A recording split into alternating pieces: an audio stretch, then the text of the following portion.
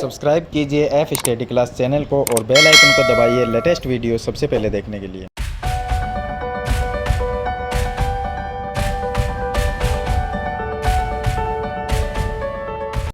Hello students, आज हम इस वीडियो में कक्षा 9 की प्रश्नावली जो 8.1 है उसका क्वेश्चन नंबर 7 है वो शुरू करेंगे। पीछे वाली वीडियो तक मैंने आपको क्वेश्चन नंबर 6 तक बता दिए हैं। तो चलिए हम शुरू करते हैं क्वेश्चन नंबर 7। तो वीडियो को आप लाइक कर दीजिए और चैनल को सब्सक्राइब कर लीजिए। तो देखिए क्वेश्चन नंबर 7 में कि ABCD एक सम चतुर्भुज है, दर्शाइए कि विकिरण। चलिए चित्र से समझते हैं। ABCD देखिए ABCD सम चतुर्भुज है। तो सम चतुर्भुज में खास बात होती है कि समचतुर्भुज की चारों भुजाएं आपस में बराबर होती है और साथ में सम्मुख भुजाएं भी बराबर हो जाएगी, क्योंकि अगर ये भुजा AB, BC, CD और DA चारों भुजाएं आपस में बराबर है तो हम ये भी कह सकते हैं कि ये भुजा इसके बराबर है, ये भुजा इसके बराबर है, ऐसा भी कह सकते हैं। तो चलिए अब देखिए इसमें, और समचतुर्भुज के जो विकिरण होते हैं वो एक दूसरे को समद्विभाजित करते हैं। यानी मैं कह सकता हूं कि ये जो भाग है वो इसके बराबर है और ये भाग इसके बराबर है। ये समद्विभाजित करते हैं एक दूसरे को और साथ में 90 डिग्री का कोण भी बनाते हैं, यानी एक दूसरे पे लंब होते हैं।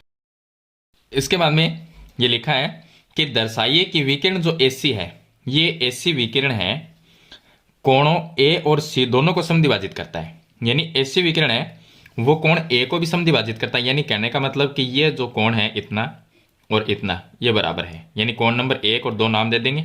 1 नंबर और 2 नंबर को बराबर हमें सिद्ध करना है।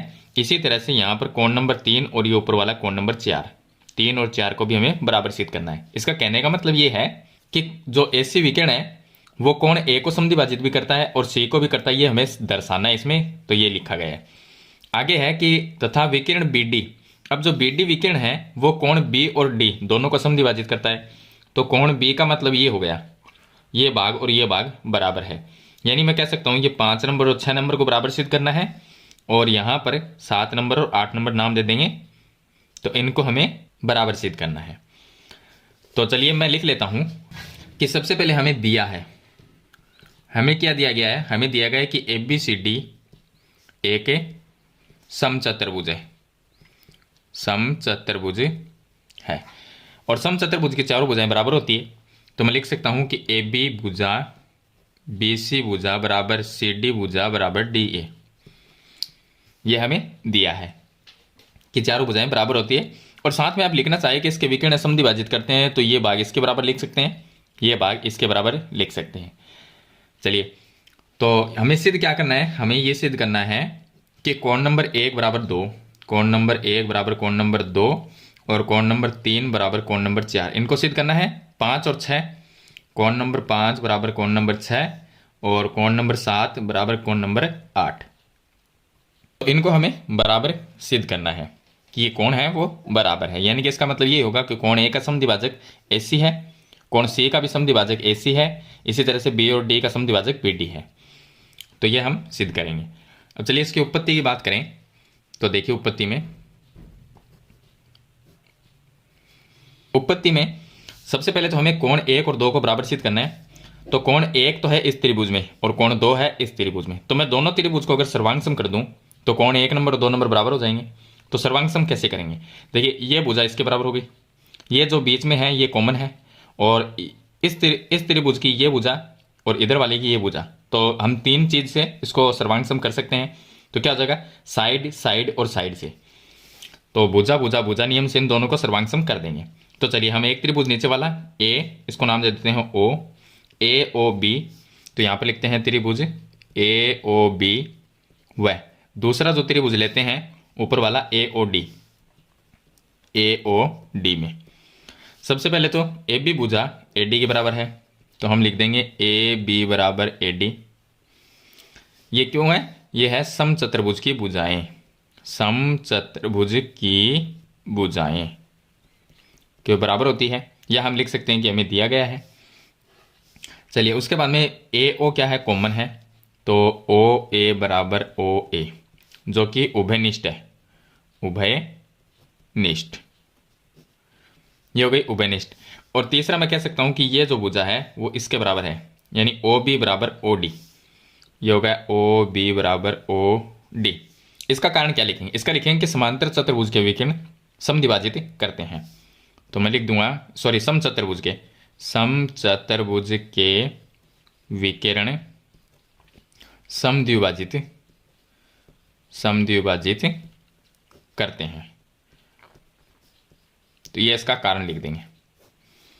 चलिए 30, यहां पर नियम लगता है भुजा भुजा भुजा नियम से, यानी एस एस एस नियम से ये दोनों त्रिभुज क्या हो गए, सर्वांग सम। तो त्रिभुज एओबी सर्वांग सम त्रिभुज एओडी।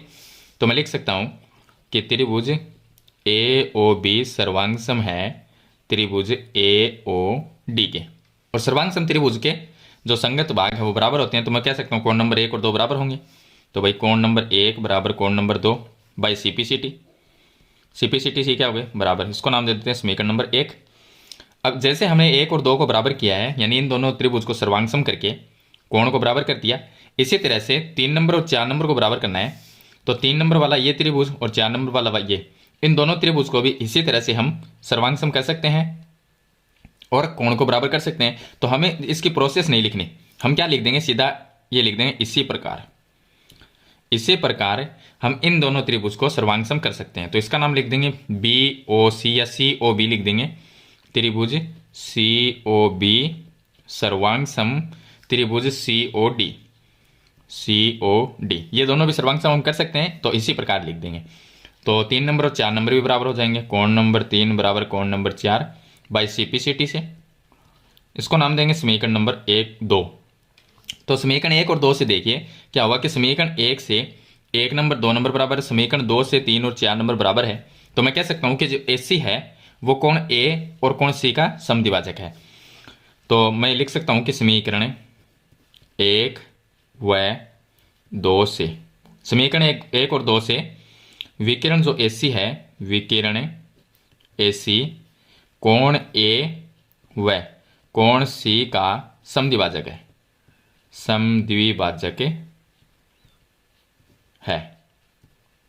तो ये हो गया क्वेश्चन नंबर, इसका जो पहला सिद्ध करना था हमें वो हो गया। अब दूसरा हमें ये सिद्ध करना है कि BD जो है B और D दोनों को समद्विभाजित करता है। तो BD विकिरण के लिए हम 5 और 6 को बराबर करेंगे कोण को, और 7 और कोण 8 को बराबर करेंगे। तो जैसा हमने इसमें किया है वैसा ही करेंगे। तो इसमें भी हम क्या है, पहले ये देखेंगे 5 और 6, 5 नंबर 6 नंबर कोण है वो इस त्रिभुज में और इसमें। तो एक ये त्रिभुज लेना है और एक ये लेना है, दोनों को सर्वांगसम कर देंगे। तो त्रिभुज AOB और COB ये ले लेंगे। तो हम लिखेंगे पुनः त्रिभुज AOB व दूसरा त्रिभुज हो गया COB। इन दोनों देखिए, एक तो ये हो गया, एक ये हो गया। भाई मैं कह सकता हूं कि ये भुजा इसके बराबर है, क्योंकि समांतर चतुर्भुज की भुजा बराबर होती है। तो AB भुजा और BC भुजा बराबर है, तो AB बराबर BC, ये हो गई। चलिए अब आगे इसका कारण लिख सकते हैं कि समांतर चतुर्भुज की भुजाएं, सॉरी समचतुर्भुज की भुजाएं, ये लिखना है आपको।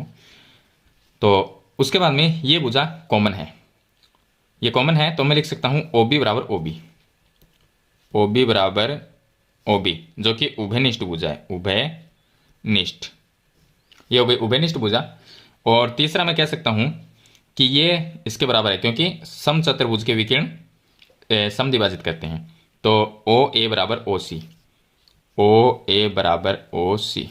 समचतुर्भुज के विकिरण समद्विभाजित करते हैं, ये लिख सकते हैं आप। तो यहाँ पे SSS नियम से दोनों जो त्रिभुज है, त्रिभुज AOB सर्वांगसम है त्रिभुज COB के, और सर्वांगसम त्रिभुज है ये दोनों। तो 5 नंबर 6 नंबर कोण बराबर हो गया, कोण नंबर 5 बराबर कोण नंबर 6 बाई CPCT।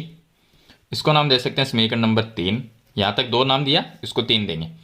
और इसी प्रकार अगर हमें 7 और 8 को बराबर करना है, तो एक ये त्रिभुज और एक ये त्रिभुज लेके हम सर्वांगसम कर सकते हैं। तो हम सीधा लिख देंगे इसी प्रकार, प्रोसेस नहीं करेंगे पूरी, इसी प्रकार एक तो AOD, इसी प्रकार त्रिभुज AOD सर्वांगसम हो जाएगा COD के, COD ये सर्वांगसम होंगे। तो 7 नंबर 8 नंबर बराबर हो जाएगा, कोण नंबर 7 बराबर कोण नंबर 8। समीकरण नंबर बाई CPCT लिखेंगे और समीकरण नंबर 4 नाम दे देंगे। मैं कह सकता हूं कि समीकरण 3 और 4 से, समीकरण 3 और 4 से हमने ये देखा कि 5 नंबर 6 नंबर कोण बराबर है और 7 नंबर 8 नंबर 4 से बराबर है। तो भाई ये दोनों कोण आपस में बराबर हो रहे हैं, तो इसका मतलब जो BD जो लाइन है, जो BD विकिरण है, वो कोण B का भी समद्विभाजक है और D का भी समद्विभाजक है। तो समीकरण 3 4 से विकिरण BD कोण B व कोण D का समद्विभाजक है, ये हम लिख देंगे, समद्विभाजक है। तो ये यहाँ पर इति सिद्ध हो जाएगा। तो इस तरह से आपको क्वेश्चन नंबर 7 है वो सिद्ध करना है। चलिए इसी के साथ हम क्वेश्चन नंबर 8 है वो और सरल करते हैं। अब देखिए इसका क्वेश्चन नंबर 8, इसमें दिया गया है कि ABCD एक आयत है। तो ये हमारा एक आयत है ABCD। आयत में समांतर चतुर्भुज के सभी गुण लागू होते हैं। तो यानी कि जो समांतर चतुर्भुज है उसमें क्या होती है, सम्मुख भुजाएं बराबर और समांतर होती है। तो हम ये कह सकते हैं इस आयत में भी ये भुजाएं तो बराबर है लेकिन ये समांतर भी है, क्योंकि समांतर चतुर्भुज के सभी गुण इसमें लागू होते हैं। तो देखिए इसके साथ में ये जो भुजा है वो इसके बराबर है, तो हम ये कह सकते हैं कि ये दोनों भी क्या है, समांतर है। तो देखिए आगे लिखा है कि इसके विकिरण AC दोनों कोणों A और C को समद्विभाजित करता है। ये तो हमें दिया गया है, यानी जो AC विकिरण है ये कोण A को भी समद्विभाजित करता है और C को भी करता है। तो ये हमें दिया गया, मतलब इसका मतलब ये है कि कोण नंबर 1 और कोण नंबर 2 बराबर है। यहाँ पर मैं कोण नंबर 3 और कोण नंबर 4 लिख सकता हूँ, ये भी बराबर है, क्योंकि AC विकिरण इस पूरे कोण का आधा आधा कर रहा है। तो यानी 1 नंबर 2 नंबर के बराबर, और इसका भी कर रहा है C का, तो 3 नंबर 4 नंबर के बराबर। चलिए मैं लिख लेता हूँ, हमें क्या दिया गया है, हमें दिया है कि ABCD एक आयत है, ABCD एक आयत है, और आयत में खास बात होती है कि AB भुजा C यानी सम्मुख भुजाएं बराबर होती है। तो AB भुजा CD के बराबर है, तो मैं लिख सकता हूँ AB बराबर CD भुजा, और AD जो भुजा है वो BC के बराबर है। तो मैं लिख सकता हूँ BC बराबर AD, BC बराबर AD, ये हमें दिया गया है। और साथ में मैं ये लिखूंगा कि कोण नंबर 1 2 के बराबर है और 3 4 के बराबर है। तो कोण नंबर 1 बराबर कोण नंबर 2 और कोण नंबर 3 बराबर है कोण नंबर 4 के। क्यों? क्योंकि AC है वो कोण A और C का समद्विभाजक है, इसमें दे रखा है, तो हमने यहाँ से लिख लिया। अब हमें सिद्ध करना है, वो हम लिख लेते हैं, या यहीं पर देखिए पहला पार्ट ये सिद्ध करना है कि ABCD एक वृत्त है। इसको ये आयत है लेकिन हमें ये सिद्ध करना है कि ये एक वर्ग है। तो वर्ग में भाई प्रत्येक कोण 90 डिग्री का होता है, तो आयत में भी प्रत्येक कोण 90 डिग्री का है, तो हमें वो तो सिद्ध करने की जरूरत नहीं है, क्योंकि ये एक आयत है, इसका भी 90 डिग्री का कोण होता है। अब वर्ग के लिए इसकी चारों भुजाओं को बराबर करना होगा। तो सम्मुख भुजाएं तो इसकी बराबर है ही, क्योंकि ये एक आयत है और आयत की सम्मुख भुजाएं बराबर होती है। आगे इसकी चारों भुजाओं को बराबर करना है, तो मैं एक तो इस भुजा को और इस भुजा को अगर बराबर कर दूं तो चारों भुजाएं आपस में बराबर हो जाए, या हम इस भुजा को और इस भुजा को अगर बराबर कर दें, या तो ये दो आसन भुजाएं या ये दो, इन दोनों में से किसी को आप बराबर कर दीजिए, तो आपस में चारों भुजाएं ऑटोमेटिकली बराबर हो जाएगी। तो हम क्या करेंगे, दो भुजा को इसमें बराबर करते हैं। तो देखिए सिद्ध करना है, पहला पार्ट ये सिद्ध करेंगे। चलिए यहाँ पर लिखा हुआ है, मैं फिर से नहीं लिखूंगा। उपपत्ति में देखिए, तो यहाँ पर मैं लिख देता हूँ उपपत्ति। उपपत्ति में यहाँ पर देखिए कि सबसे पहले हमें ये दिया कोण नंबर 1 2 के बराबर, 3 नंबर 4 के बराबर है, ये तो इसमें दिया गया है। अगर मैं ये कहूँ कि ABCD एक आयत है और आयत में सम्मुख भुजाएं बराबर तो है, लेकिन इसमें समांतर चतुर्भुज के गुण लागू होते हैं यानी नियम, तो मैं कह सकता हूँ ये दोनों भुजाएं समांतर है, यानी AB और CD क्या है, समांतर है। समांतर है तो यहाँ पर एकांतर कोण बनता है Z की आकृति में, यानी यहाँ से ये कोण बनता है इस तरह से बनता है। तो 1 नंबर कोण किसके बराबर होगा, 4 नंबर के, यानी अगर कोण बनाए तो Z की आकृति में इस तरह से ये कोण बनेगा। ये समांतर है तो ये कोण यहाँ पर 4 है और यहाँ पर 1 है, तो 1 नंबर किसके बराबर हुआ, 4 के बराबर। तो मैं ये लिख सकता हूँ कि कोण नंबर 1 और कोण नंबर 4 बराबर है। तो हम लिख लेंगे कि ABCD एक आयत है। फिर से लिख लेते हैं, आयत है जिसमें कोण नंबर 1 और कोण नंबर 4 बराबर है। तो कोण नंबर 1 बराबर कोण नंबर 4, कारण आपको लिखना पड़ेगा, क्या लिखोगे कि AB और CD समांतर है। AB समांतर भुजा है CD के, ये समांतर है, इसलिए हम एकांतर कोण को बराबर लिख सकते हैं। 1 नंबर 4 नंबर के बराबर है, और हमें यहाँ पर दिया गया है कि 1 नंबर 2 नंबर बराबर है। तो देखिए अगर मैं इन दो भुजाओं को अगर बराबर करता हूँ, एक तो ये भुजा और एक ये भुजा, तो अगर पहले इसके कोण 4 नंबर और 2 नंबर को मैं बराबर कर दूं, तो अगर कोण बराबर होते हैं तो उसके सामने वाली यानी समूह भुजाएं बराबर होती है। अगर 2 नंबर और 4 नंबर को मैं बराबर कर देता हूँ तो यहाँ पर एडी भुजा ये और सीडी भुजा बराबर हो जाएगी, आसन भुजाएं। इसी तरह से इनको भी कर सकते हैं, लेकिन कोई दो भुजाओं को हम आसन भुजा को बराबर कर देंगे। तो चलिए मैं 2 नंबर और 4 नंबर कोण को बराबर करता हूँ। तो 1 और 4 ये तो हमने यहाँ से एकांतर कोण से लिख दिया, ठीक है। इसका आप कारण लिख सकते हो एकांतर कोण, एकांतर कोण ये हो गया। और 1 नंबर 2 नंबर के बराबर ये हमें दिया गया है, कोण नंबर 1 बराबर कोण नंबर 2 ये हमें दिया है। तो समीकरण नाम दे सकता हूँ यहाँ पर, ये इसको समीकरण नंबर 1 नाम दे देते हैं, यहाँ पे ये 2 नंबर हो गई।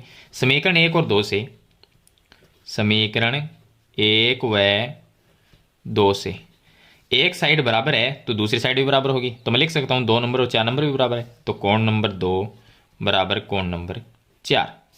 अगर कोण नंबर 2 और 4 बराबर है तो इसके सम्मुख भुजाएं भी क्या होगी, बराबर होगी। यानी कोण नंबर 2 के सामने वाली भुजा है सी डी, तो मैं ये लिख दूंगा सी डी भुजा बराबर 4 के सामने, ये कोण नंबर जो 4 है इसके सामने वाली भुजा ए डी, ए डी के बराबर होगी। अब सी डी और ए डी क्या होगी, बराबर। तो मैं यहाँ पर कारण क्या लिखूंगा कि बराबर कोणों की सम्मुख भुजाएं, बराबर कोणों की सम्मुख भुजाएं, सम्मुख भुजाएं, ये इसका कारण लिख देंगे। अब देखिए ये अगर ये दोनों भुजाएं हैं बराबर है, अगर मैं आपको ये कहूं कि सी डी भुजा ए डी के बराबर हमने कर दी, अगर ये भुजा इसके बराबर है तो सी डी और ए बी भी बराबर ही थी। क्यों थी, क्योंकि ये एक आयत है, आयत में ये सी डी भुजा ए बी के बराबर है और सी डी को हमने ए डी के बराबर कर दिया, ए डी बी सी के बराबर है, तो चारों आपस में क्या हो गई, बराबर हो गई। तो मैं लिख सकता हूं अतः A B C D, A B C D, या पहले आप ये लिख दीजिए अतः ए बी भुजा बराबर बी सी बराबर सी डी बराबर डी ए, चारों भुजाओं को आपने बराबर लिख दिया। अब हम यहाँ पर लिख सकते हैं कि ए बी सी डी आयत की चारों भुजाएं बराबर है, चारों भुजाएं बराबर है और कोण जो इसके प्रत्येक कोण में 90 डिग्री है, क्योंकि ये एक आयत है तो चारों भुजाओं को हमने बराबर कर दिया। कोण इसका 90 डिग्री है तो इसको हम क्या कहेंगे, एक वर्ग कहेंगे। तो बराबर है, इसलिए ए बी सी डी एक वर्ग है। तो यहां पर ये इसका पार्ट नंबर 1 जो है वो तो यहां पर सिद्ध हो जाता है। अब सेकंड पार्ट जो इसका दिया गया है, सेकंड पार्ट है कि विकिरण बी डी दोनों कोणों बी और डी को समद्विभाजित करता है, तो इसमें बी डी विकिरण बना लेते हैं। देखिए ये बी हो गया पॉइंट और वहां पर ये हो गया डी, तो बी डी जो विकिरण है वो कोण बी का और डी का समद्विभाजक है। यानी मैं ये कह सकता हूं कि यहां पर जो ये कोण है इसको नाम देते हैं 5 नंबर और इधर वाला कोण 6 नंबर बराबर है, सॉरी बराबर सिद्ध करना है। और यहां पर मैं नाम दे देता हूं इसको, ये 7 नंबर कोण और ये 8 नंबर, इसको भी हमें बराबर सिद्ध करना है। यानी कोण नंबर 5 बराबर 6 सिद्ध करना है और 7 बराबर 8 सिद्ध करना है, ये हमें सिद्ध करना है। तो देखिए इस चित्र को अगर हम अलग बनाएं तो हम इसको वर्ग बना सकते हैं, क्योंकि हमने वर्ग सिद्ध कर दिया। तो हम क्या बना लेंगे, एक वर्ग जैसा चित्र बना लेंगे। अगर मैं अलग बताऊं आपको तो एक वर्ग जैसा चित्र बनाएंगे। नाम ये लिखना है आपको ए बी सी डी, यहाँ पर विकिरण बी डी वापस बना देंगे। ऐसे विकिरण नहीं बनाएंगे क्योंकि चित्र वो लेंगे जो हमें यहाँ पर जिन कोणों को बराबर करना है। तो ये वर्ग हो गया, वर्ग हमने अभी सिद्ध किया है तो इसके चारों भुजाएं बराबर है, ये हमें पता है। और कोण नंबर यहाँ पर ये हो गया और दूसरा कोण ये है, ये 5 और ये 6 है। यहाँ पर ये कोण 7 और इधर वाला कोण 8, 5 बराबर 6 7 बराबर 8, ये सिद्ध करना है। तो देखिए अगर मैं एक ये त्रिभुज लेता हूँ, एक ऊपर वाला लेता हूँ, दोनों त्रिभुज को सर्वांग कर देता हूँ तो ये कोण अपने आप ही बराबर हो जाएंगे। तो हम लिख सकते हैं कि त्रिभुज ए बी डी, त्रिभुज ए बी डी व दूसरा त्रिभुज ऊपर वाला लेंगे। तो यहाँ पर हमने नाम लिखा ए बी डी, तो यहाँ पर हम नाम लिख लेते सी डी बी, ये लिख लेते हैं। या देखिए कई बार हमें ये प्रॉब्लम हो जाती है नाम में भी, तो आप क्या करें, एक सही तरीके से इसका नाम लिखें। तो हम लिखेंगे DAB लिखते हैं कि त्रिभुज, एक तो लिया हमने DAB, वह दूसरा जो त्रिभुज है। कुछ ऐसे क्वेश्चन हैं जिनमें नाम में अगर प्रॉब्लम होती है तो उनको सरल करने में प्रॉब्लम रहती है। तो देखिए DAB ये नाम लिया, तो यहाँ से हम क्या करेंगे, इसका नाम लिखेंगे DCB, यह नाम लिख लेंगे इसका। तो इसका नाम लिखेंगे DCB। इसमें B है और इसमें भी B है, लास्ट में आया है। यहाँ पर D पहले है और यहाँ पर D पहले है। A और B अलग अलग है, तो इसमें A बीच में है, इसमें C बीच में है, तो नाम इसका सही है। तो इस तरह से आपको दो त्रिभुज लेंगे। चलिए, दोनों त्रिभुज है, मैं कह सकता हूँ ये जो त्रिभुज है इसमें AB भुजा, अब ये वर्ग है एक, तो वर्ग की भुजाएं आपस में बराबर होती है, तो मैं कह सकता हूँ ये जो भुजा है AB किसके बराबर होगी। तो यहाँ पर देखिए AB किसके बराबर होगी, CB के, AB और ये होगी CB, इसके बराबर होगी। वैसे तो वर्ग में देखिए चारों भुजाएं बराबर है, तो आप ये AB बराबर CD लिख देंगे। तो हम क्या लिखेंगे, सही तरीके से लिखें तो AB भुजा CB के बराबर है, ये AB ये इसके बराबर है, तो मैं लिख सकता हूँ AB बराबर CB। अब ये बराबर क्यों है, ये क्योंकि वर्ग की भुजा है, वर्ग की भुजाएं। अभी हमने सिद्ध किया इसको वर्ग, तो ये वर्ग की भुजाएं हैं इसलिए बराबर है। चलिए, दूसरी मैं ये लिख सकता हूँ, ये जो भुजा है ये क्या है AD, तो इसमें देखिए AD जो भुजा है यानी DA वो किसके बराबर होगी, DC के, तो ये होगी DC, यानी AD और CD बराबर है, AD बराबर CD। ये भी क्या है, वर्ग की भुजा है, तो इसमें सेम ही बात होगी। अब देखिए दोनों जो त्रिभुज लिए थे उनके बीच में एक उभयनिष्ठ भुजा है जो कि विकर्ण है, तो BD बराबर BD लिख सकते हैं, BD बराबर BD जो कि उभयनिष्ठ भुजा, उभयनिष्ठ भुजा। तो यहाँ पर नियम कौन सा लगता है, S नियम से, यानी भुजा भुजा भुजा नियम से दोनों त्रिभुज सर्वांगसम हो जाते हैं। तो त्रिभुज DAB सर्वांगसम है त्रिभुज DCB, और सर्वांगसम त्रिभुज के ये दोनों सर्वांगसम हो गए तो संगत कोण बराबर हो गई, संगत भाग बराबर होंगे। तो मैं कह सकता हूँ, तो अगर इसमें देखिए कोण देखें तो कैसे होंगे, ये C जो है वो यहाँ पर हो गया, और ये जो B है ये B वाला, ये देखिए ये अलग है चित्र, और ऊपर वाला है इधर बनाया है मैंने, तो ये 6 नंबर B पे चला जाएगा, तो 6 नंबर यहाँ पर जाएगा B पे, और 8 नंबर D पे है तो 8 नंबर यहाँ पर चला गया D पे।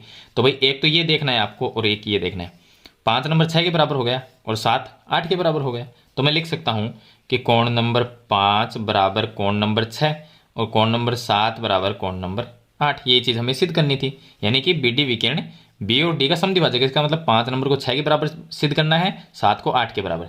तो 5 बराबर 6, 7 बराबर 8, बाई CPCT लिख देंगे, बाई CPCT। इसका मतलब क्या है कि जो BD है वो दोनों कोणों B और D को समद्विभाजित करता है। तो नीचे आप लिख सकते हैं BD कोणों B व D का समद्विभाजक है, समद्विभाजक है, ये लिख सकते हैं आप। तो ये यहाँ पर सिद्ध होता है। तो इस तरह से आपको प्रश्न नंबर जो 8 है उसको सिद्ध करना है। क्वेश्चन नंबर 7 भी मैंने आपको बता दिया, 8 भी बता दिया। आशा करता हूँ ये जो क्वेश्चन आपको अच्छी तरह से समझ में आ गए होंगे। फिर भी कोई प्रॉब्लम आती है तो मुझे कमेंट में ज़रूर लिखें। तो आज की वीडियो में इतना ही, मिलते हैं नई वीडियो के साथ, तब तक के लिए थैंक यू।